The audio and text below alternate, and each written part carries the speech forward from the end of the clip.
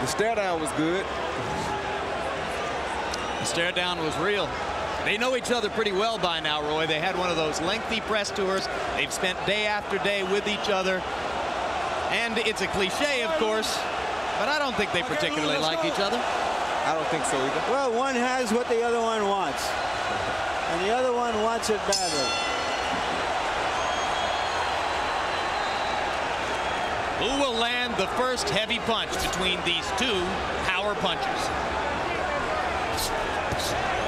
Lewis starting off with a jab. Emanuel Stewart claiming his fighter's jab is quicker and better than ever before.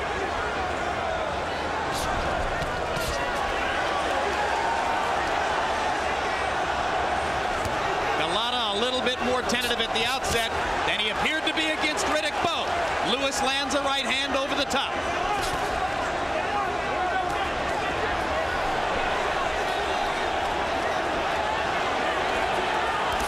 Lewis stands in the corner and Golota lets him stand.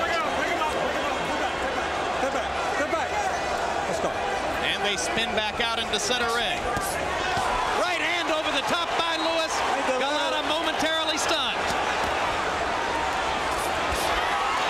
Left hook by Lewis. Golota goes down. Only the second time in his career that Andrew Golota has been down, and he is extremely wobbly as he gets up. Lennox Lewis has a tremendous opportunity for a first-round knockout here. All right, hold on, let's go. Yeah, I don't think Golota's ready. This is over. This fight is over. The referee should stop it already. Cortez gave Golota a lot of time, but he has absolutely nothing as Lewis pounds him to the canvas again. He won't make That's it. That's all it. over. All Tremendous statement by Lennox Lewis. over. A big statement. A tremendous statement.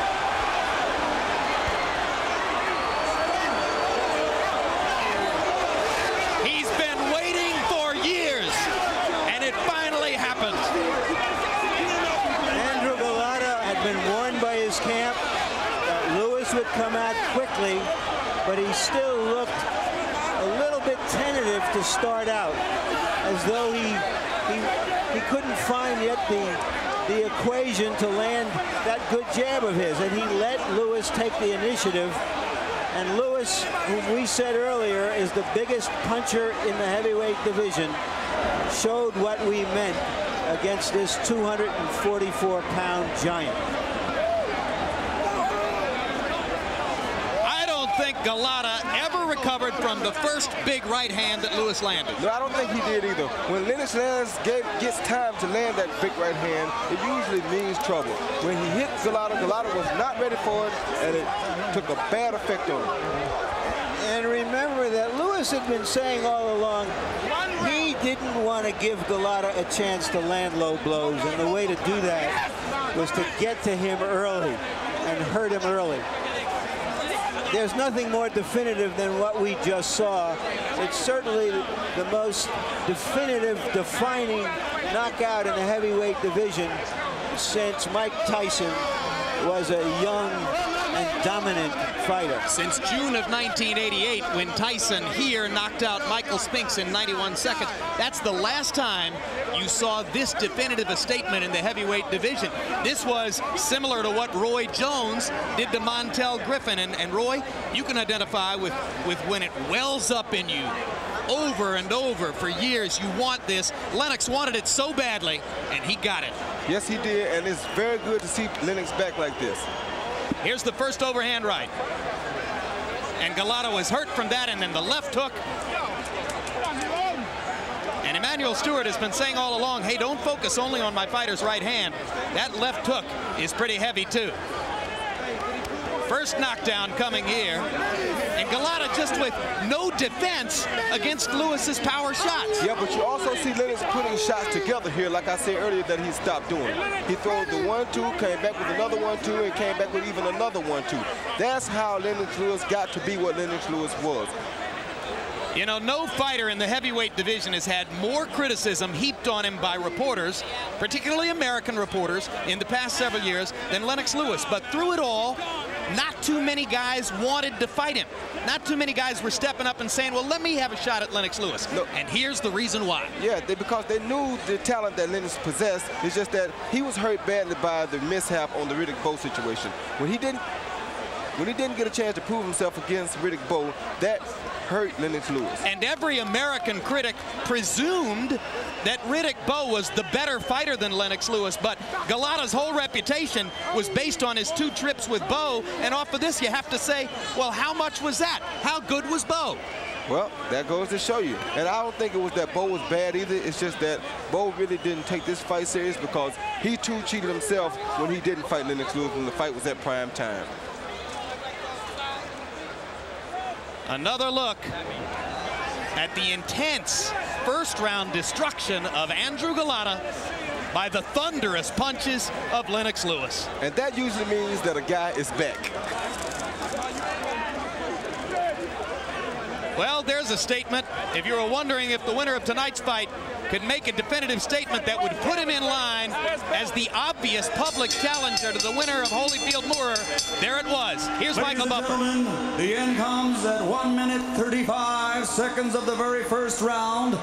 Referee Joe Cortez calls the fight to an end. The winner, and still WBC heavyweight champion of the world, the pride of Great Britain,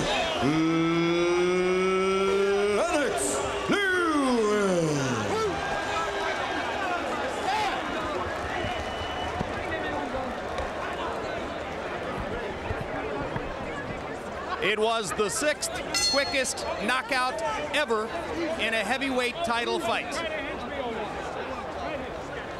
It was everything Lennox Lewis might have dreamed it could be and more.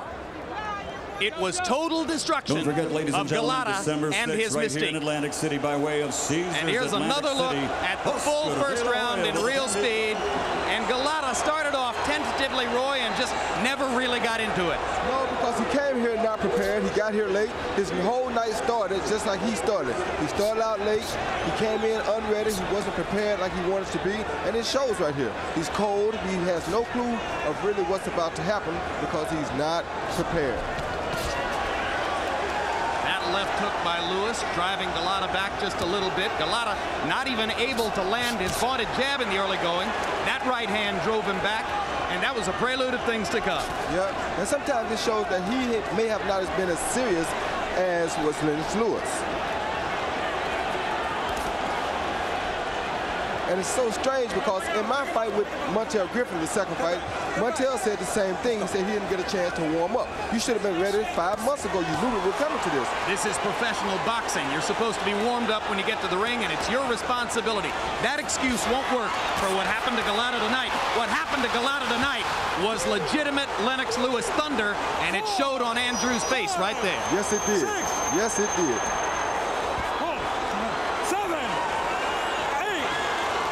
And here I think the referee really gave him more time than he was supposed to have to get himself back together. But I guess he wanted the fans to really see a good fight. You know? Cortez all but gave Golota an obvious excess of time, but it didn't matter to Lewis, who mixed in a body shot in the closing barrage. In my opinion, I think Lennox Lewis is back. So for the first time since Halloween night against Razor Ruddock 5 years ago in London, Lennox Lewis could celebrate an unequivocal, rousing victory over a fighter that many had picked to defeat him in this fight. In the days leading up to the bout, Lewis's trainer Emmanuel Stewart had insisted to us that the big power puncher was getting more accurate with his right and left hand power shots, and the final punch stat numbers bore Stewart out. Lewis, 30 of 36 punches in that first round, 21 of 24 on power shots. Golota, who never really got going, attempted 10 punches and landed only 2. And after the fight in the ring, Larry Merchant spoke to both winner and loser. How do you feel after finally making such a dramatic statement, that the kind of statement that people want to see in a heavyweight champion? Well, basically, you know, I just wanted to go out there and make my statement to the world because I want to prove that I'm the best heavyweight on the planet, and I want to consolidate all the belts together and keep them for myself. Have you been turned from, I don't know, a big pussycat into a big tiger? Well, I told Golota, welcomes to the lion's den. And, you know, you could say the people awoke in a sleeping lion, and that was me. I just wanted to go in there and prove my point. I wanted to go in there and get rid of him. Like I said, I wanted to get rid of all the misfits in the heavyweight division right now. And, you know, Golota was the last person on my list. And I basically wanted to go out there and hit him before he could commit any fouls in there. Once I had him hurt, just take him out. Did he look tentative or frozen to you when it started out, or waiting to see what might develop, and you just got to him before he could figure anything out?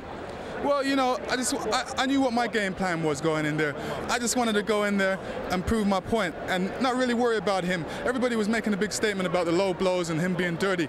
I didn't want to give him no chance to do anything dirty. Just going to go in there and do my job, go in there and hit him. Emmanuel Stewart said I'm an accurate puncher, so I just wanted to go in there and prove that I'm an accurate puncher. Once I hit him, you know, I knew he was gone. All right, we want to take a look at what happened in the ring again and have you describe to us, Lennox, what you saw early on and how you imposed yourself on Golota. Basically, you know, I realized that he was a bit tentative, you know, with his punches. He was basically waiting for me to do my thing. But Golota's never seen nothing like me. He's never seen my kind of speed, my kind of accuracy, especially my kind of punching power. Once he got hit, you know, you see what happens after one punch. You know, he basically reacted in a negative way and he was hurt. When he got up again, wobbly, you knew it was the end, didn't you? I knew it was the end because I felt the referee, you know, took a long while with the count. But I wanted to take my time, and I was very intense. All right, Emmanuel Stewart, you've been preaching to this lion for several years since you've begun to train him that he had the kind of ability to do this rather than to be a counterpuncher. Has he finally achieved what your dream was for him as well as what his dream was for himself? Yes, I'm very happy. I've always said from the day that I first saw Lennox, he was the best heavyweight that I'd ever saw, and that's why I was excited when I got involved with him. But he's a puncher first, and the thing that amazed me about him, he's going back to his old days when he really was an aggressive person in the streets. But the thing about his accuracy is so much that if he punches, his volume goes up, his knockouts are going to go, because he's a very accurate puncher. All right, Lennox, what are you hoping for next? Like I said, to consolidate all the championship belts. Lennox Lewis is still on a mission. I want to become undisputed heavyweight champion of the world, and that's my goal.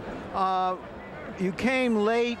You delayed coming into the ring. Were you cold in there? Were you not fully prepared for the start of the fight?